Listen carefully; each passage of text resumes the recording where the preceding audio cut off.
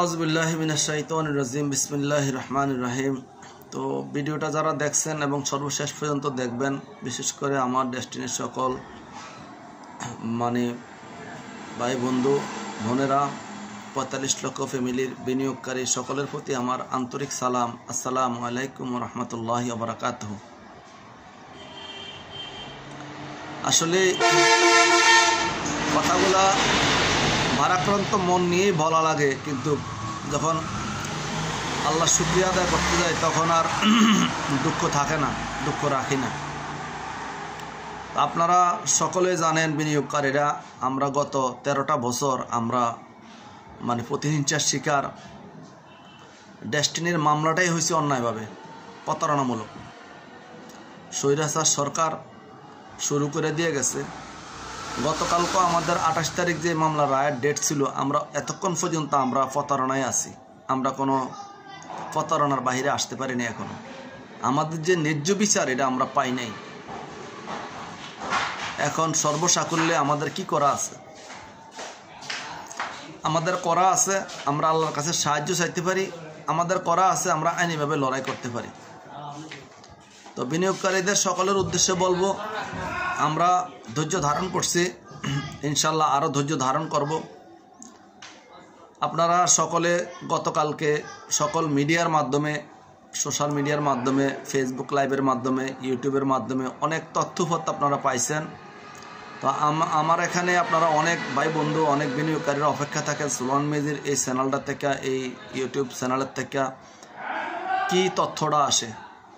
তো আমাদের কাছে সর্বসাকুল্য যেটা প্রতীয়মান হয়েছে সেটা হলো, বিচারক এখনো রায়ের যে চূড়ান্ত সিদ্ধান্ত সেটা সে গ্রহণ করতে পারে নাই। এটা রাষ্ট্রীয় কারণে হোক, কারো ইন্ধনে হোক, বা কোনো না কোনো কারণে এটা এখনো অসমাপ্ত। চূড়ান্ত পর্যায়ে সিদ্ধান্ত নিতে পারে নাই। হয়তোবা আমি জানি না রায়টা কি আসতো।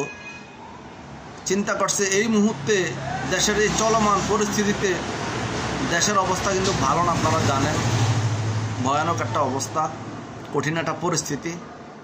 তো হয়তোবা চিন্তা করছে এই অবস্থায় রায় দিয়া আবার দেশটা কোন দিকে নাড়া পড়ে, এরকম একটা কিছু হইতে পারে। যাই হোক, সব মিলে আমাদের কপাল, আমাদের কিসমত। তো আমরা আরও ১.৫ মাস পিছিয়ে পড়ছি যে এখন। কারণ হলো আগামী ডিসেম্বর মাসটা পুরোটাই বন্ধ দায়রা জজ আদালত। জানুয়ারির আগামী ২৫ সালের জানুয়ারিতে যে আমরা ১৫ তারিখে যে আমরা ডেট পাইছি, আমাদের রায়ের ডেট। এখন বিনিয়োগকারীদের উদ্দেশ্যে আমি ব্যক্তিগতভাবে বলি, আপনারা হতাশ হবেন না কেউ। আমাদেরকে আল্লাহ অনেক বড় পরীক্ষা দিছে। কাজ যেরকম বড়, পরীক্ষা তত বড়। তো এরও মাঝেও কোনো আমাদের উচ্চ আদালতের যে কার্যক্রম, আমরা জানি না কতটুকু ভালো হবে, কতটুকু খারাপ হবে। এগুলা কিন্তু চলমান, এগুলা চলবে। হয়তোবা এর মাঝেও ইনশাল্লাহ চেষ্টা অব্যাহত থাকবে স্যারকে মুক্ত করার জন্য। তো আপনারাও তো অনেকে বলেন যে সব কিছুরই শেষ আছে। আমিও বলি আপনাদের সাথে সব কিছুরই শেষ আছে। শেষ যেহেতু আছে, ইনশাল্লাহ স্যারকে আমরা পাবই। তো আমরা যে কথাটা আমি বলছিলাম, আমাদের মামলাটাই অন্যায়ভাবে শুরু হয়েছে, প্রতারণামূলক মামলা। সম্পূর্ণ দীর্ঘ এই ১২টা বছর বা আমরা ১৩টা বছর আমরা রানিং। এখন আমরা অন্যায়ের শিকার, আমরা মজলুম, আমরা প্রতিহিংসার শিকার। এই প্লান্টেশনের মামলার যেই ধারায় মামলা হওয়ার কথা, এই ধারায় মামলা হয় নাই, অথচ এটা ১২ বছর চলতে আছে, ১৩ বছর চলতে আছে।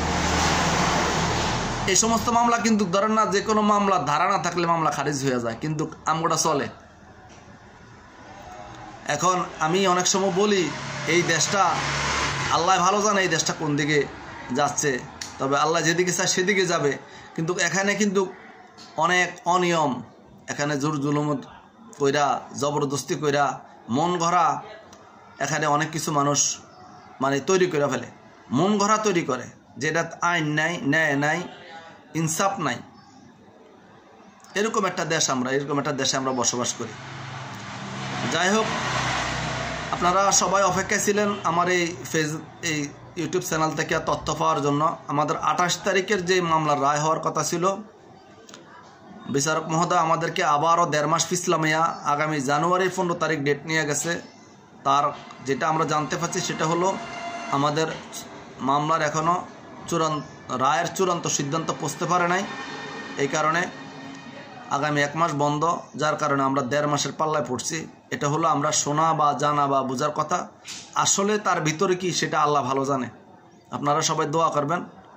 আর সাথে সাথে আপনাদেরকে জানাই, যারা ডেস্টিনি চালু করে ফেলতেছে, এখন সিআইডি ক্রিয়েট করতেছে, প্রোডাক্ট সার্ভিস দিতে আছে, অনেক কিছু করতে আছে, এগুলা আমি আমার ব্যক্তিগত ওপিনিয়ন, এটাকে অন্যায়ভাবে নিয়েন না, যারা করতেছেন তারাও নিয়েন না। এত বড় মহাসাগর, এত বড় মহাসমুদ্র, এখন আপনি সামিজ দিয়ে পানি উঠাইবেন, কতটুকু উঠাইতে পারবেন এটা আপনার ব্যক্তিগত বিষয়। রফিকুল আমিনকে ছাড়া এই সফটওয়্যার আর ডেস্টিনির সফটওয়্যার নতুন করে কে এই এত বড় সফটওয়্যার কে আবিষ্কার করব, কে কিনবো, কে এটাতে ব্যয় ভুল খরচ করব।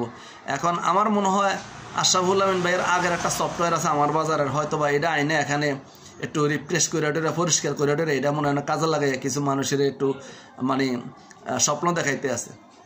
এখন এই স্বপ্নটা কতটুকু বাস্তবায়ন হবে আমি জানি না, কারণ মানুষ হলো 15-20 জন, এটা কি বাস্তবায়ন করব। ডেস্টিনি চালু হয়েছে বললে হাজার হাজার বিনিয়োগকারী এখানে আসবে। ডেস্টিনি চালু হইতে গেলে কেমন একটা জায়গা এটা শুরু করবে, কোন জায়গা থেকে শুরু করবে। এখানে হাজার হাজার পিএইচডি আছে আমাদের, শত শত ডায়মন্ড আছে আমাদের, লক্ষ লক্ষ বিনিয়োগকারী আছে আমাদের, কিন্তু এখানে পরিচালনা পর্ষদের কেউ নাই, বিনিয়োগকারীদের কেউ নাই, পিএইচডিদের কেউ নাই।